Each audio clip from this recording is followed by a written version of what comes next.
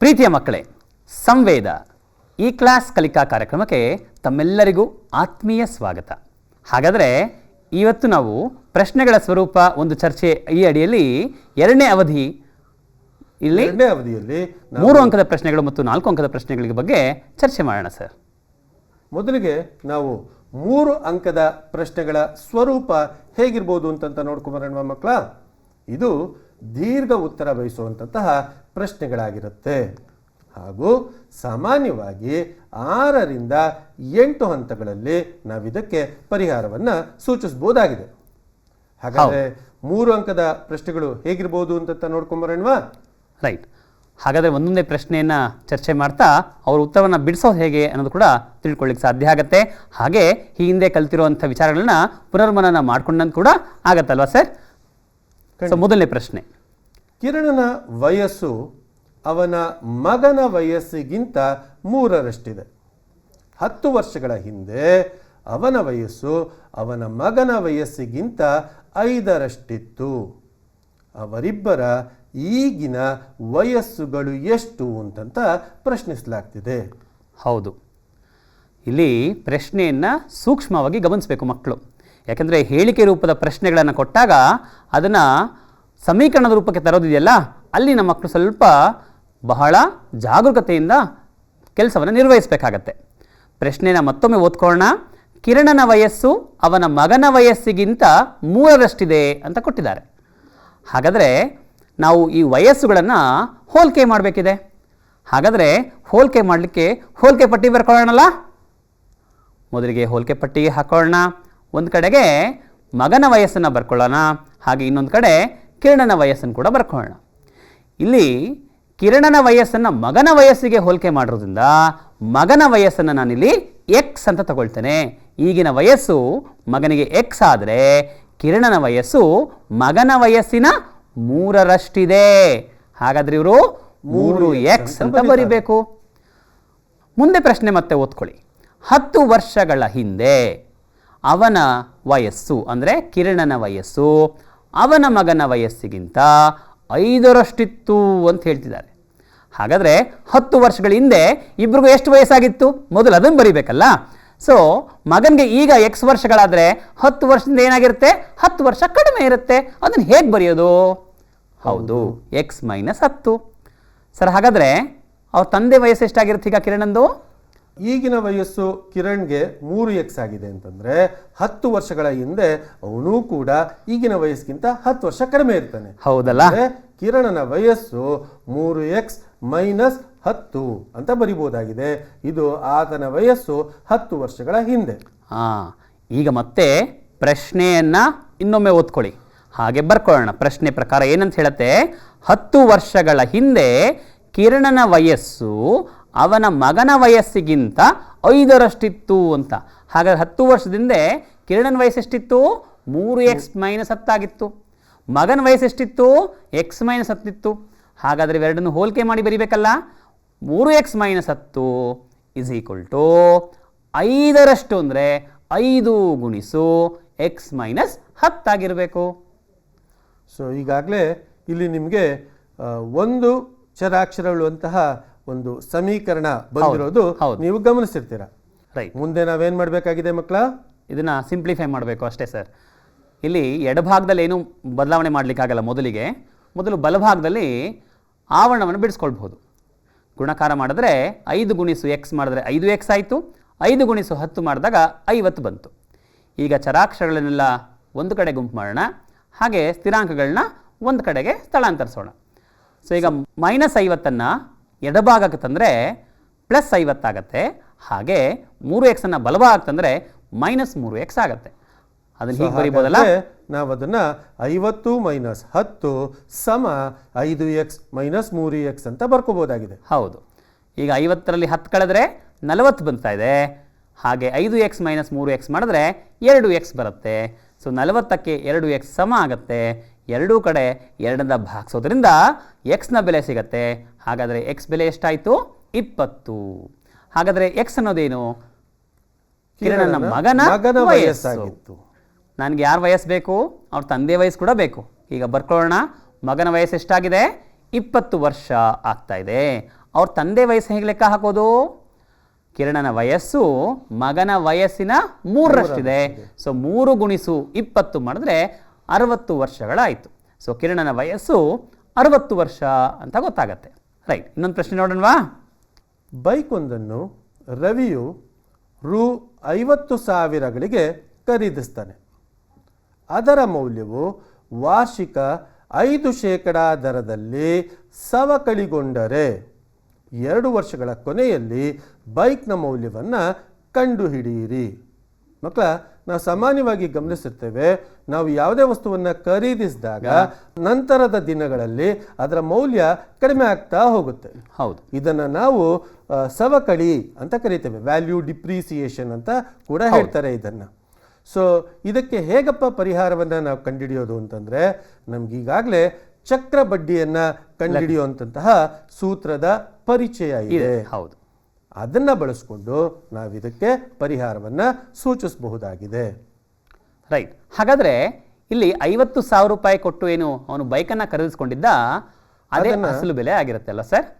ಹಾಗೆ ಇಳಿಕೆ 50,000 ರೂಪಾಯಿ ಇದೆಯಲ್ಲ, ಅದು ಪ್ರತಿ ವರ್ಷ 5% ದರದಲ್ಲಿ ಅದು ಇಳಿಕೆ ಆಗ್ತಾ ಇದೆ. ಹೌದಾ?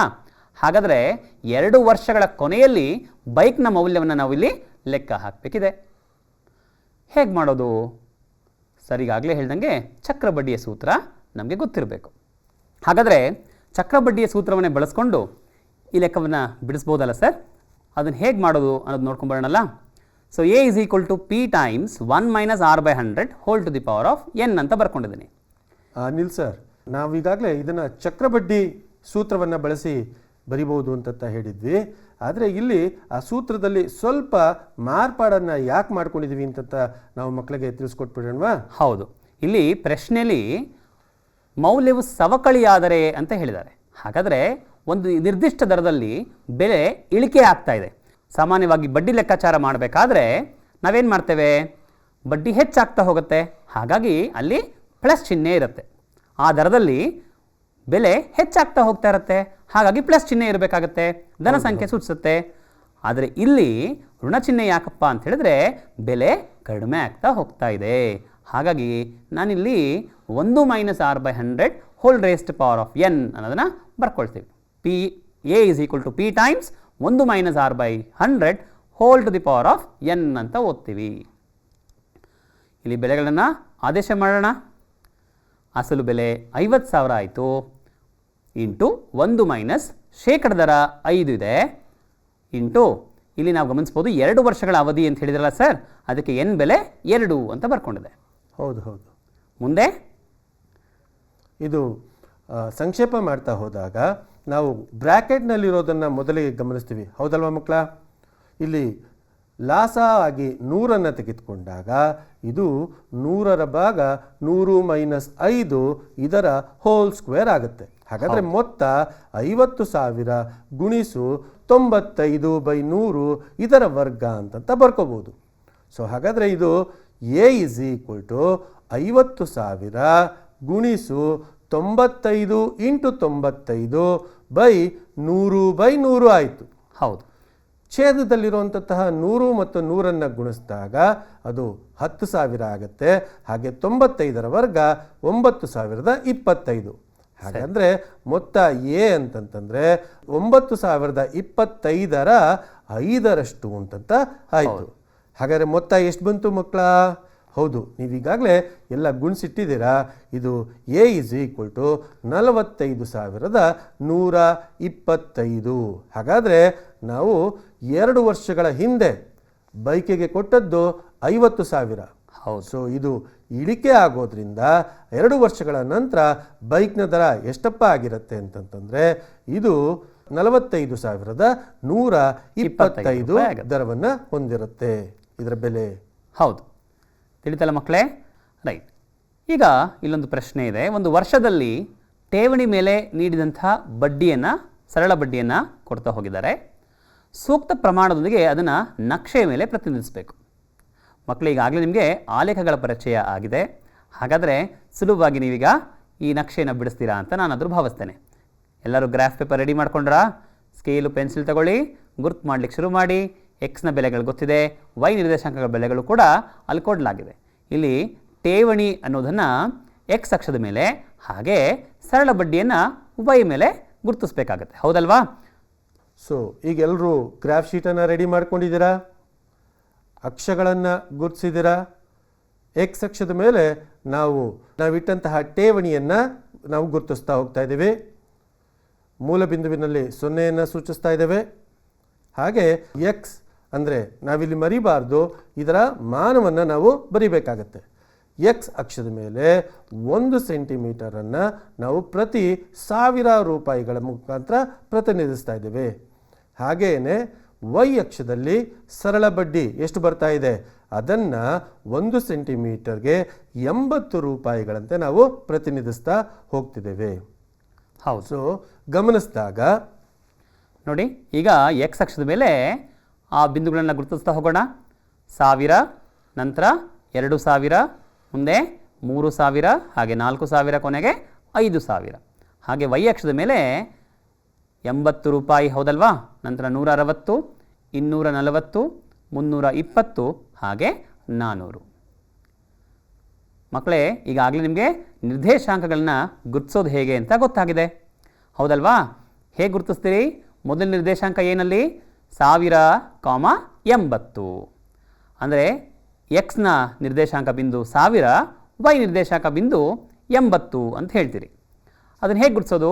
ಮೂಲ ಬಿಂದುಗೆ ಬನ್ನಿ, ಹೌದಾ? ಅಲ್ಲಿಂದ ಎಕ್ಸ್ ಅಕ್ಷದ ಮೇಲೆ ಮುಂದೆ ಹೋಗಿ ಎಲ್ಲಿಗೆ ಬರಬೇಕು? 1000 ಅನ್ನುವಂಥ ಬಿಂದು ಎಲ್ಲಿದೆಯೋ ಅಲ್ಲಿಗೆ ಬರ್ತೀರಿ. ಹಾಗೆ ಆ ಬಿಂದುವಿನ ಬಂದ ನಂತರದಲ್ಲಿ ವೈ ಅಕ್ಷದ ಕಡೆಗೆ ಮೇಲ್ಮುಖವಾಗಿ 80 ಅಂತ ಎಲ್ಲಿ ಮಾರ್ಕ್ ಆಗಿದೆ? 1 ಸೆಂಟಿಮೀಟರ್ ದೂರದಲ್ಲಿ 80 ಅನ್ನುವಂಥ ಸಂಖ್ಯೆ ಗುರುತು ಮಾಡೋದು ನೋಡ್ತಾ ಇದ್ದೀರಿ, ಹೌದಲ್ವಾ? ಸೊ 1000, 80 ಈ ಬಿಂದುವನ್ನು ಪ್ರತಿನಿಧಿಸುವಂಥ ಬಿಂದುವನ್ನು ಹೀಗೆ ಗುರುತಿಸಿ. ನಂತರ 2000ಕ್ಕೆ 160. ಹಾಗಾದರೆ ಎಕ್ಸ್ ಅಕ್ಷದ ಮೇಲೆ 2000 ಆ ಜಾಗಕ್ಕೆ ಬಂದು ಅಲ್ಲಿಂದ ಎಕ್ಸ್ ಅಕ್ಷದಿಂದ 2 ಮಾನಗಳಷ್ಟು ದೂರ ಇರುವಂತೆ, ಅಂದರೆ 160 ಅನ್ನುವಂಥ ಬಿಂದು ಏನು ಸಿಗುತ್ತೆ ನಿಮಗೆ, ಆ ಬಿಂದುವನ್ನು ಸಿಗೋ ಥರ 2 ಮಾನಗಳಷ್ಟು ದೂರ ಮುಂದಕ್ಕೆ ನಡೀತಾ ಹೋಗಬೇಕು. ಆಗ 2000, 160 ಸಿಕ್ತು. ಹಾಗೆ ಮುಂದೆ 3000, 240. ನಂತರ 4000ಕ್ಕೆ 320. ಕೊನೆಯದಾಗಿ 5000ಕ್ಕೆ 400. ಮಕ್ಕಳೇ, ಈಗೇನು ಮಾಡಬೇಕು? ಅಳತೆ ಪಟ್ಟಿಯ ಸಹಾಯದಿಂದ ಈ ಎಲ್ಲ ಬಿಂದುಗಳನ್ನು ಸೇರಿಸಬೇಕು. ಒಂದು ನೇರ ರೇಖೆಯನ್ನು ಎಳಿಬೇಕಾಗತ್ತೆ ಮಕ್ಕಳೇ. ನೋಡಿ, ಅಳತೆ ಪಟ್ಟಿಯನ್ನು ಬಳಸ್ಕೊಂಡು ಹೀಗೆ ಒಂದು ಸರಳ ರೇಖೆಯನ್ನು ಎಳೆದ್ರೆ ನಿಮ್ಮ ನಕ್ಷೆ ತಯಾರಾಯಿತು. ಮುಂದಿನ ಪ್ರಶ್ನೆ ಏನಿದೆ ಅಂತ ನೋಡ್ಕೊಂಬರೋಣ ಮಕ್ಕಳ. ಸೊ ನೀವೀಗ ಇಲ್ಲಿ ಗಮನಿಸ್ತಾ ಇದ್ದೀರಾ, ಇಲ್ಲಿ 2 ಘನಾಕೃತಿಗಳನ್ನು ಕೊಟ್ಟಿದ್ದು ಅದರಲ್ಲಿ ಹೆಚ್ಚಿನ ಘನಫಲ ಹೊಂದಿರುವಂಥ ಆಕೃತಿ ಯಾವುದು ಮತ್ತು ಎಷ್ಟು ಹೆಚ್ಚಿದೆ ಅಂತ ನಿಮಗೆ ಪ್ರಶ್ನಿಸಲಾಗಿದೆ. ಸೊ ಮಕ್ಕಳ, ನೀವು ಇಲ್ಲಿ ಗಮನಿಸ್ತಾ ಇದ್ದೀರಾ, ನಿಮಗೆ ಇಲ್ಲಿ ನೀಡಲ್ಪಟ್ಟಿರುವಂತಹ 2 ಘನಾಕೃತಿಗಳು ಯಾವುದಪ್ಪ ಅಂತಂದರೆ, ಒಂದು ಸಿಲಿಂಡರು, ಮತ್ತೊಂದು ಚೌಕಘನ, ವರ್ಗಘನ ಅಂತ ಏನು ಹೇಳ್ತೀವಿ ಅದು. ಮತ್ತೆ ನೀವು ಇಲ್ಲಿ ಗಮನಿಸ್ತೀರಾ, ಸಿಲಿಂಡರ್ ಇದು 7 ಸೆಂಟಿಮೀಟರ್ ವ್ಯಾಸವನ್ನು ಕೂಡ ಹೊಂದಿದೆ, ಹಾಗೆಯೇ 7 ಸೆಂಟಿಮೀಟರ್ನಷ್ಟು ಎತ್ತರವನ್ನು ಹೊಂದಿದೆ. ಹಾಗೆ ಇನ್ನು ನಾವು ಚೌಕಘನದ ಬಗ್ಗೆ ಗಮನಿಸಿದಾಗ ಇದರ ಎಲ್ಲ ಬಾಹುಗಳ ಭುಜಗಳ ಅಳತೆ ಏನಪ್ಪ ಆಗಿದೆ ಅಂತಂದರೆ 7 ಸೆಂಟಿಮೀಟರೇ ಆಗಿದೆ. ನಮಗೆ ಪ್ರಶ್ನೆಯಲ್ಲಿ 2 ಘನಾಕೃತಿಗಳ ಘನಫಲದ ಬಗ್ಗೆ ಪ್ರಶ್ನೆ ಮಾಡ್ತಿರೋದ್ರಿಂದ ನಾವು ನೇರವಾಗಿ ಆ ಒಂದು ಸೂತ್ರಗಳನ್ನು, ಇವುಗಳ ಘನಫಲದ ಸೂತ್ರವನ್ನು ನಾವು ಅಪ್ಲೈ ಮಾಡೋದ್ರ ಮುಖಾಂತರ, ಬಳಸ್ಕೊಳ್ಳೋದ್ರ ಮುಖಾಂತರ ಘನಫಲವನ್ನು ಕಂಡುಹಿಡಿಬಹುದಾಗಿದೆ. ಹೌದು, ನಮಗೆಲ್ರಿಗೂ ಗೊತ್ತೇ ಇದೆ, ಸಿಲಿಂಡರ್ನ ಘನಫಲ ಇದು V = πr²h ಆಗಿದೆ. ಸರ್, ಈಗ ಮಿಕ್ಕಿದ ಕೆಲಸ ಬಹಳ ಸುಲಭ. ಯಾಕೆಂದರೆ ಸೂತ್ರ ಗೊತ್ತಿದೆ. ಸೂತ್ರದಲ್ಲಿ ಬೆಲೆಗಳನ್ನು ಆದೇಶ ಮಾಡಬೇಕು. ಬೆಲೆಗಳನ್ನು ಆದೇಶ ಮಾಡೋ ಮೂಲಕ ಸಂಕ್ಷೇಪಿಸ್ಬಿಟ್ರೆ ಉತ್ತರ ದೊರಕ್ಬಿಡುತ್ತೆ. So simple steps. ಈಗ 2 11 22 ಹೋಗುತ್ತೆ. ಹಾಗೆ 7 1 7 ಅದು ಕೂಡ ಭಾಗ ಆಗುತ್ತೆ. ಹಾಗಾದರೆ ನನಗೆ ಉಳಿಯೋದು 11 × 2 7 × 7, ಅಂದರೆ 539 / 2. ಉತ್ತರ ಎಷ್ಟು ದೊರೀತಾ ಇದೆ? 269.5 ಸೆಂಟಿಮೀಟರ್ ಕ್ಯೂಬ್ ಬರ್ತಾ ಇದೆ ಸರ್. ಚೌಕಘನವನ್ನು ನೀಡಿ ಇದರ ಒಂದು ಘನಫಲವನ್ನು ಕೂಡ ನಾವು ಕಂಡುಹಿಡಿಬೇಕಾಗಿದೆ. ಹೌದು, ಘನಫಲ ಸೂತ್ರ ಎ ಕ್ಯೂಬ್ ಆಗುತ್ತೆ. ಏನ ಬೆಲೆ 7 ಇದೆ. ಹಾಗಾದರೆ 7ರ ಘನವನ್ನು ನಾವು ಲೆಕ್ಕ ಹಾಕಬೇಕು. 7ರ ಘನ 343 ಸೆಂಟಿಮೀಟರ್ ಕ್ಯೂಬ್. ಸೊ ಇಲ್ಲೇ ಮುಗ್ದೋಯ್ತಾ ಪ್ರಶ್ನೆಗೆ ಉತ್ತರ? ಇಲ್ಲ. ನಾವು ಪ್ರಶ್ನೆಯನ್ನು ಗಮನಿಸಿದಾಗ ಎರಡೂ ಘನಗಳ ಘನಫಲಗಳ ನಡುವಿನ ವ್ಯತ್ಯಾಸ ಅಂದರೆ ಯಾವುದು ಎಷ್ಟು ಹೆಚ್ಚಿತ್ತು ಅಂತ ಕೇಳಿದರು. ಸೊ ಇಲ್ಲಿ ನಾವು ಸಿಲಿಂಡರ್ನ ಘನಫಲವನ್ನು ಕಂಡುಹಿಡಿದ್ವಿ, ಹಾಗೆ ವರ್ಗಘನ ಅಥವಾ ಚೌಕಘನದ ಘನಫಲವನ್ನು ಕಂಡುಹಿಡಿದ್ವಿ. ಯಾವುದು ಹೆಚ್ಚಿನ ಘನಫಲವನ್ನು ಹೊಂದಿದೆ? ಅವ್ರು ಹೇಳ್ತೀಯ ನೋಡಿ ಸರ್, ಅಲ್ಲಿ ವರ್ಗದ ಘನಫಲವೇ ಹೆಚ್ಚಾಗಿದೆ ಅಂತ ಹೇಳ್ತಿದ್ದಾರೆ. ಸೊ ಹಾಗಾದರೆ ಅವುಗಳ ನಡುವಿನ ವ್ಯತ್ಯಾಸವನ್ನು ಗಮನಿಸೋಣ ಮಕ್ಕಳ. ಈಗ ಘನಫಲಗಳಲ್ಲಿನ ವ್ಯತ್ಯಾಸ ಏನಪ್ಪ ಅಂತಂದರೆ 343 ಇದು ಚೌಕಘನದ ಘನಫಲ, ಹಾಗೆ 269.5 ಸೆಂಟಿಮೀಟರ್ ಕ್ಯೂಬ್ ಇದು ಸಿಲಿಂಡರ್ನ ಘನಫಲ. ಹೌದು, ಇವೆರಡರ ನಡುವಿನ ವ್ಯತ್ಯಾಸ ಏನಪ್ಪ ಅಂತಂತಂದರೆ 73.5 ಸೆಂಟಿಮೀಟರ್ ಕ್ಯೂಬ್ ಆಗಿದೆ. ಸೊ ಹಾಗಾದರೆ ಸಿಲಿಂಡರ್ಗಿಂತ 73.5 ಸೆಂಟಿಮೀಟರ್ ಕ್ಯೂಬ್ನಷ್ಟು ಹೆಚ್ಚಿನ ಘನಫಲವನ್ನು ಚೌಕಘನ ವರ್ಗಘನ ಹೊಂದಿದೆ ಅಂತ ಅನ್ನೋದು ನಮಗೆ ಇದರಿಂದ ಗೊತ್ತಾಯಿತು. ಹೌದಲ್ವ ಮಕ್ಕಳ? ಹಾಗಾದರೆ ಮುಂದಿನ ಪ್ರಶ್ನೆಗೆ ಹೋಗೋಣವಾ ಸರ್? ಈ ನಕ್ಷೆಯನ್ನು ಗಮನಿಸಿ ಮಕ್ಕಳ, ಮತ್ತು ಈ ನಕ್ಷೆಯನ್ನು ಗಮನಿಸಿ ಈ ಕೆಳಗಿನ ಪ್ರಶ್ನೆಗಳಿಗೆ ನಾವು ಉತ್ತರಿಸ್ತಾ ಹೋಗೋಣ. ಇಲ್ಲಿ ಒಂದು ನೀವು ಪೈ ನಕ್ಷೆಯನ್ನು ಗಮನಿಸ್ತಾ ಇದ್ದೀರಾ. ಇಲ್ಲಿ ಸಿಬ್ಬಂದಿ ಭತ್ಯೆ, ಸಿಮೆಂಟ್, ಮರಳು, ಇತರೆ ಮತ್ತು ಕಬ್ಬಿಣ ಈ ಅಂಶಗಳಿಗೆ ಶೇಕಡ ಎಷ್ಟು ಭಾಗ ಖರ್ಚಾಗಿದೆ ಅಂತಂತ ನಿಮಗೆ ಮಾಹಿತಿಯನ್ನು ನೀಡಲಾಗ್ತಿದೆ. ಇದ್ರ ಮೇಲೆ ನಿಮಗೆ 3 ಪ್ರಶ್ನೆಗಳನ್ನು ಕೇಳಲಾಗಿದೆ. ಮೊದಲನೇ ಪ್ರಶ್ನೆ, ಯಾವ ಬಾಬತ್ತಿಗೆ ಹೆಚ್ಚಿನ ಹಣ ವ್ಯಯಿಸಿದೆ? ಎರಡನೇ ಪ್ರಶ್ನೆ, ಸಿಮೆಂಟ್ ಖರೀದಿಗೆ 6 ಲಕ್ಷ ರೂಗಳು ಖರ್ಚಾದರೆ ಕಬ್ಬಿಣಕ್ಕೆ ಆದ ಖರ್ಚು ಎಷ್ಟು? ಮೂರನೇ ಪ್ರಶ್ನೆ, ಕಬ್ಬಿಣದ ಖರ್ಚಿಗೂ ಮರಳಿನ ಮೇಲಿನ ಖರ್ಚಿಗೂ ಆದ ವ್ಯತ್ಯಾಸ ಎಷ್ಟು? ಪ್ರಶ್ನೆ ಅರ್ಥ ಆಯ್ತಲ್ವ ಮಕ್ಕಳ? ಹೌದು. ಇನ್ನು ಉತ್ತರದ ಕಡೆಗೆ ಹೋಗೋಣವಾ? ಸೊ ಮೊದಲನೇ ಪ್ರಶ್ನೆ ಮತ್ತೊಮ್ಮೆ ನೋಡ್ಕೊಂಬರೋಣ. ಪ್ರಶ್ನೆ ಹೀಗಿದೆ, ಯಾವ ಬಾಬತ್ತಿಗೆ ಹೆಚ್ಚಿನ ಹಣ ವ್ಯಯ ಮಾಡಿದ್ದಾರೆ ಅಂತ ಕೇಳ್ತಿದ್ದಾರೆ. ಅಲ್ಲಿ ನಕ್ಷೆ ನೋಡಿದ ತಕ್ಷಣ ಇದಕ್ಕೆ ಉತ್ತರ ಬರಿಬೋದಲ್ಲ ಸರ್? ಯಾವ ಭಾಗ ಹೆಚ್ಚಿನ ವಿಸ್ತೀರ್ಣವನ್ನು ಹೊಂದಿದೆ ಅಂತ ನೋಡಿಬಿಟ್ರೆ ಉತ್ತರ ಸಿಕ್ಬಿಡುತ್ತೆ. ವೃತ್ತದ ಭಾಗ ಹೆಚ್ಚಿನ ಭಾಗ ಹೊಂದಿರೋದು ಯಾವುದು? 30%ನಷ್ಟು ವ್ಯಯಿಸಲ್ಪಟ್ಟಿರುವಂತಹ ಸಿಬ್ಬಂದಿ ಭತ್ಯೆ. ನೋಡಿ ಎಷ್ಟು ಸುಲಭವಾದ ಪ್ರಶ್ನೆ, ಒಂದು ಅಂಕ ಎಷ್ಟು ಬೇಗ ಸಿಗತ್ತಲ್ಲ. ಸೊ ಈ ಥರದ ಪ್ರಶ್ನೆಗಳನ್ನು ತಪ್ಪದೇ ಓದ್ಕೊಳ್ಬೇಕು. ಸಿಮೆಂಟ್ ಖರೀದಿಗೆ ಆದ ಖರ್ಚು 6 ಲಕ್ಷ ರೂಪಾಯಿ ಆದರೆ ಕಬ್ಬಿಣಕ್ಕೆ ಆದ ಖರ್ಚು ಎಷ್ಟು ಅಂತ ಕೇಳ್ತಿದ್ದಾರೆ. ಹಾಗಾದರೆ ನಾವೀಗೇನು ಮಾಡಬೇಕು ನೋಡಿ ಗಮನಿಸಿ, ಅಲ್ಲಿ ಶೇಕಡ ಪ್ರಮಾಣದಲ್ಲಿ ಬೆಲೆಗಳನ್ನು ಕೊಟ್ಟಿದ್ದಾರೆ. ಸಿಮೆಂಟ್ ಖರೀದಿಗೆ ಎಷ್ಟು % ವ್ಯಯ ಮಾಡಿದ್ದಾರೆ ಅನ್ನೋದು ನೋಡ್ಕೊಳ್ಳಿ. 20% ಪ್ರತಿನಿಧಿಸ್ತಾ ಇದೆ. ಆ 20% ಪ್ರತಿನಿಧಿಸ್ತಾ ಇರುವಂತಹ ಸಿಮೆಂಟ್ನ ಭಾಗ ಅದಕ್ಕೆ ಖರ್ಚಾಗ್ತಿರೋದು 6 ಲಕ್ಷ ರೂಪಾಯಿ ಮೌಲ್ಯಗಳಲ್ಲಿ ಆದರೆ 25%ನ ಪ್ರತಿನಿಧಿಸ್ತಾ ಇರುವಂಥದ್ದು ಕಬ್ಬಿಣ. ಅದಕ್ಕೆ ಆದಂಥ ಖರ್ಚು ಎಷ್ಟು ಅಂತ ಕೇಳ್ತಾರೆ. ಹೀಗೆ ಮಾಡೋಣವೇ? 20%ಗೆ 6 ಲಕ್ಷ ಆದರೆ 25%ಗೆ ಎಷ್ಟು?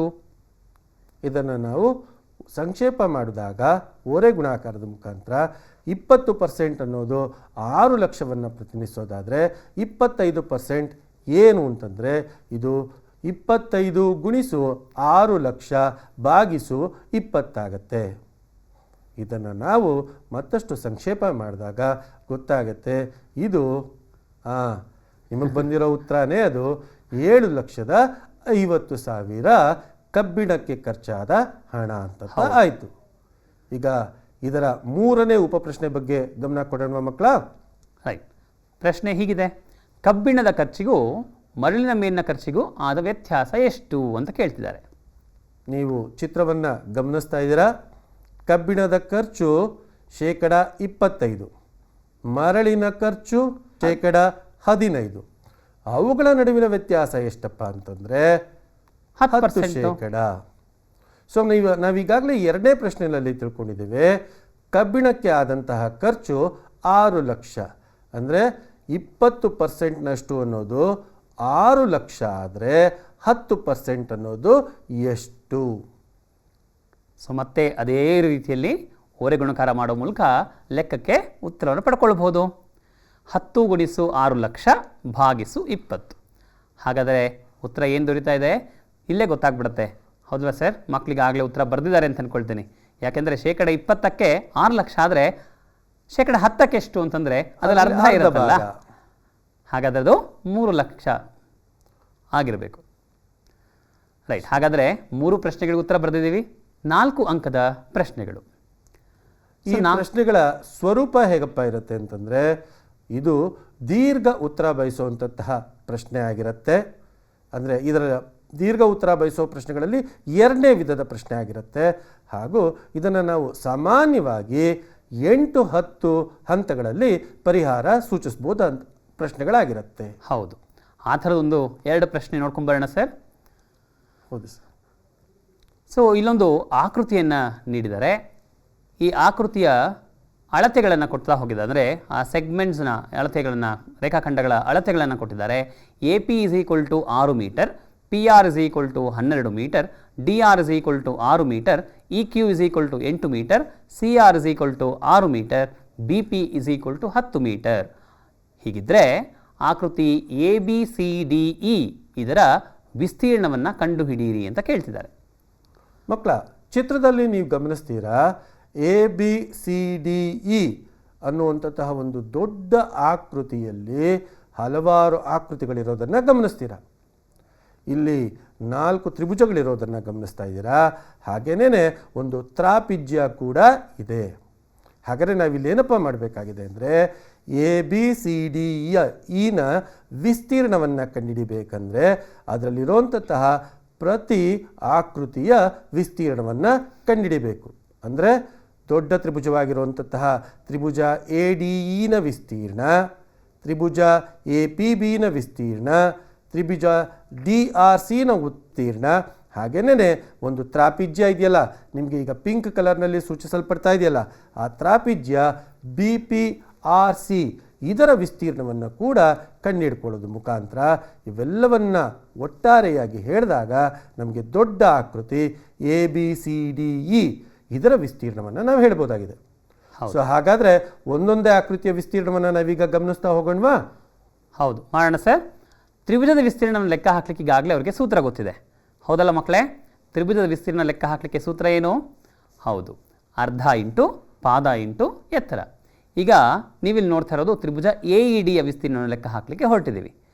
ಇಲ್ಲಿ ಪಾದ ನೀವಲ್ಲಿ ಗಮನಿಸಿದ್ರೆ ಎ ಡಿ ಪಾದ ಆಗಿರುತ್ತೆ, ಎತ್ತರ ಇ ಕ್ಯೂ ಆಗಿರುತ್ತೆ. ಯಾಕೆಂದರೆ ಇ ಕ್ಯೂ ಎ ಡಿಗೆ ಲಂಬವಾಗಿದೆ. ಸೊ ಎತ್ತರ ಯಾವಾಗಲೂ ತ್ರಿಭುಜದಲ್ಲಿ ಲಂಬವಾಗಿರುತ್ತೆ ಅನ್ನೋದು ನಮ್ಗೆ ಗೊತ್ತಿದೆ. ಹಾಗಾದರೆ ಇ ಕ್ಯೂ ಲಂಬ ಇಲ್ಲಿ ಎತ್ತರ ಆಗುತ್ತೆ, ಎ ಡಿ ಅನ್ನೋದು ಪಾದ ಆಗಿರುತ್ತೆ ಮಕ್ಕಳೇ.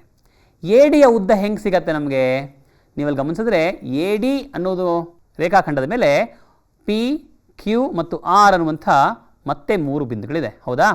ಹಾಗಾದರೆ ನಮಗೀಗ ಎ ಪಿ ಉದ್ದ ಕೊಟ್ಟಿದ್ದಾರೆ, ಪಿ ಆರ್ ಉದ್ದ ಕೊಟ್ಟಿದ್ದಾರೆ, ಹಾಗೆ ಆರ್ ಡಿಯ ಉದ್ದನೂ ಕೂಡ ಕೊಟ್ಟಿದ್ದಾರೆ. ಅದನ್ನು ಬಳಸ್ಕೊಂಡ್ರೆ ಎ ಡಿ ಉದ್ದವನ್ನು ಲೆಕ್ಕ ಹಾಕ್ಬೋದು. ಬರಿತಾ ಹೋಗೋಣಲ್ಲ? ಹೌದು, ಅರ್ಧ ಇಂಟು 6, ಯಾಕೆಂದರೆ ಎ ಪಿಯ ಉದ್ದ 6, ಪಿ ಆರ್ನ ಉದ್ದ 12 ಮೀಟರ್ ಇದೆ, ಹಾಗೆ ಡಿ ಆರ್ನ ಉದ್ದ 6 ಮೀಟರ್ ಇದೆ.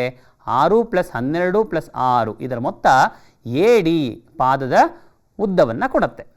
ಇ ಕ್ಯೂ 8 ಮೀಟರ್ ಇದೆ ಅಂತ ನಮಗೆ ಚಿತ್ರದಲ್ಲೇ ಕಾಣಿಸ್ತಿದೆ, ಹಾಗೆ ಅಲ್ಲಿ ಪ್ರಶ್ನೆಯಲ್ಲಿ ಕೂಡ ಕೊಟ್ಟಿದ್ದಾರೆ. E Q is equal to 8 metre ಅಂತ. ಈಗ ಮೊದಲು ಆವರಣದಲ್ಲಿರುವಂತಹ ಸಂಖ್ಯೆಗಳ ಮೊತ್ತವನ್ನು ಕಂಡುಹಿಡ್ಕೊಳ್ಳೋಣ, ಹೌದಾ? 24 ಆಯಿತು. ಈಗ ಸಿಂಪ್ಲಿಫೈ ಮಾಡೋಣ. 2 12 24 ಆದರೆ 12 8 96 ಆಯಿತು. ನಮಗೆ ತ್ರಿಭುಜ ಎ ಡಿಯ ವಿಸ್ತೀರ್ಣ 96 ಮೀಟರ್ ಸ್ಕ್ವೇರ್ ಅಂತ ಗೊತ್ತಾಗುತ್ತೆ ಮಕ್ಕಳೇ. ತ್ರಿಭುಜ ಎ ಪಿ ಬಿಯ ವಿಸ್ತೀರ್ಣವನ್ನು ಗಮನಿಸೋಣ. ಇಲ್ಲಿ ನಮಗೆ ಚಿತ್ರದಲ್ಲಿ ಈಗಾಗಲೇ ನೀಡಲ್ಪಟ್ಟಿದೆ, ಎ ಪಿ ಅನ್ನೋದು 6 ಮೀಟರ್, ಪಿ ಬಿ ಅಂತನ್ನೋದು 10 ಮೀಟರ್ ಆಗಿದೆ. ಸೊ ತ್ರಿಭುಜ ಎ ಪಿ ಬಿಯ ವಿಸ್ತೀರ್ಣ ಅಂದರೆ ಅರ್ಧ ಇಂಟು ಪಾದ ಇಂಟು ಎತ್ತರ ಬರ್ಕೊಳ್ತೀರಾ. ಅಂದರೆ ಪಾದ ಇಲ್ಲಿ ಎ ಪಿ ಆಗಿದೆ, ಎತ್ತರ ಬಂದು ಪಿ ಬಿ ಆಗಿದೆ. ಅದರ ಬೆಲೆಗಳನ್ನು ನೀವು ಆದೇಶಿಸಿದಾಗ ಇದು ಅರ್ಧ ಗುಣಿಸು 6 ಇಂಟು 10 ಆಗುತ್ತೆ. ಇದನ್ನು ನೀವು ಸಂಕ್ಷೇಪ ಮಾಡ್ತೀರಾ ಅಂದರೆ 10 60 ಆಗುತ್ತೆ. 60ರ ಅರ್ಧ ಅದೆಷ್ಟಾಗಿರುತ್ತೆ? 30 ಚದುರಮಾನಗಳು. ಅಂದರೆ ತ್ರಿಭುಜ ಎ ಪಿ ಬಿಯ ವಿಸ್ತೀರ್ಣ 30 ಮೀಟರ್ ಸ್ಕ್ವೇರ್ ಆಯಿತು, ಹೌದಲ್ವಾ ಮಕ್ಕಳ? ರೈಟ್. ಹಾಗೆ ಇನ್ನೊಂದು ತ್ರಿಭುಜ ಇದೆಯಲ್ಲ ಸರ್, ಅದನ್ನು ಕೂಡ ನೋಡ್ಕೊಂಬಂದ್ಬಿಡೋಣ. ತ್ರಿಭುಜ ಡಿ ಆರ್ ಸಿ, ಇದರ ವಿಸ್ತೀರ್ಣ ಬೇಕು. ಹಾಗಾದರೆ ಸೂತ್ರ ಮತ್ತೆ ಅರ್ಧ ಇಂಟು ಪಾದ ಇಂಟು ಎತ್ತರನೇ ಆಗಿದೆ. ಇಲ್ಲಿ ಪಾದ 6 ಮೀಟರ್, ಹಾಗೆ ಎತ್ತರ ಕೂಡ 6 ಮೀಟರೇ ಆಗಿದೆ ಅನ್ನೋದು ಗಮನಿಸ್ಬೋದು. ಮಕ್ಕಳೇ, 6 × 6 ಮಾಡಿದ್ರೆ 36 ಬರುತ್ತೆ. 36ರ ಅರ್ಧ ಮಾಡಿದ್ರೆ 18 ಮೀಟರ್ ಸ್ಕ್ವೇರ್ ವಿಸ್ತೀರ್ಣ ಆಗುತ್ತೆ. ಹಾಗಾದರೆ ತ್ರಿಭುಜ ಡಿ ಆರ್ ಸಿಯ ವಿಸ್ತೀರ್ಣ 18 ಮೀಟರ್ ಸ್ಕ್ವೇರ್ ಆಗಿದೆ ಅನ್ನೋದು ಗೊತ್ತಾಗ್ತಿದೆ. ಕೊನೆಯದಾಗಿ ತ್ರಾಪಿಜ್ಯ ಪಿ ಬಿ ಸಿ ಆರ್, ಇದರ ವಿಸ್ತೀರ್ಣ ಬೇಕಿದೆ.